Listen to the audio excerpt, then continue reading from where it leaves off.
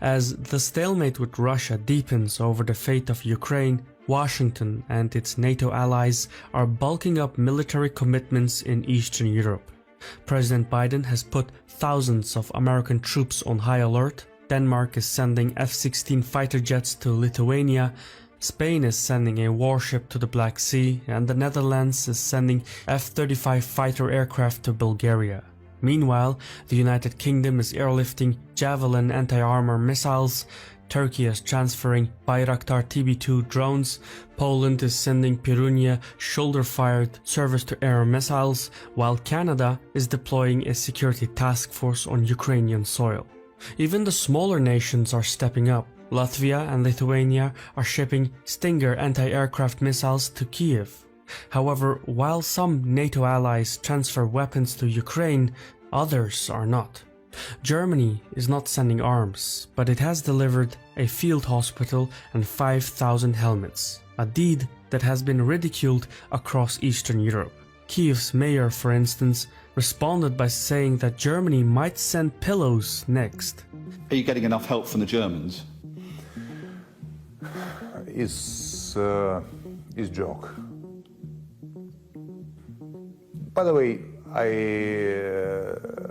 want to say thank you, but it's not enough. It's not really help.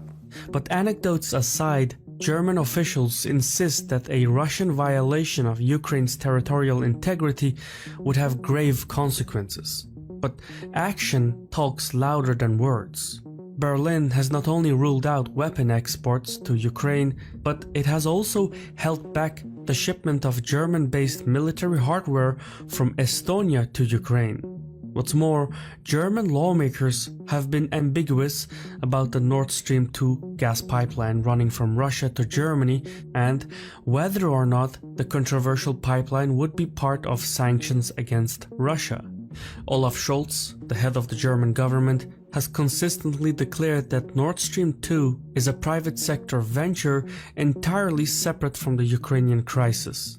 Meanwhile, Friedrich Merz, leader of the political opposition and successor to Angela Merkel, is against excluding Russian banks from the SWIFT payment network, which handles global financial transfers. The reason? It would harm German economic interests.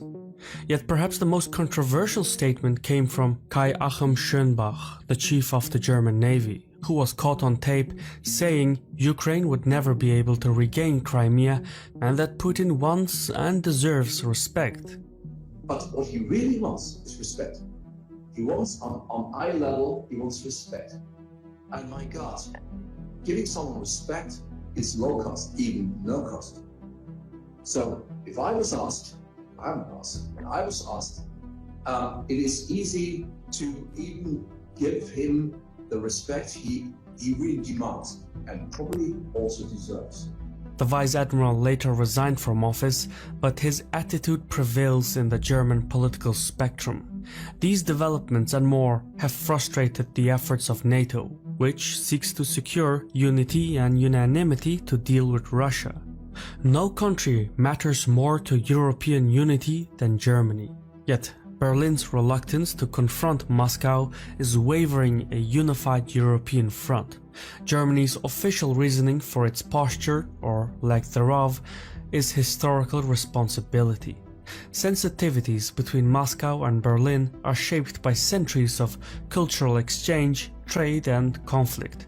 Germany attacked Russia twice in the 20th century, the second attempt which resulted in a genocidal war. An estimated 27 million Soviet citizens died. So German lawmakers see Russia differently from their NATO counterparts.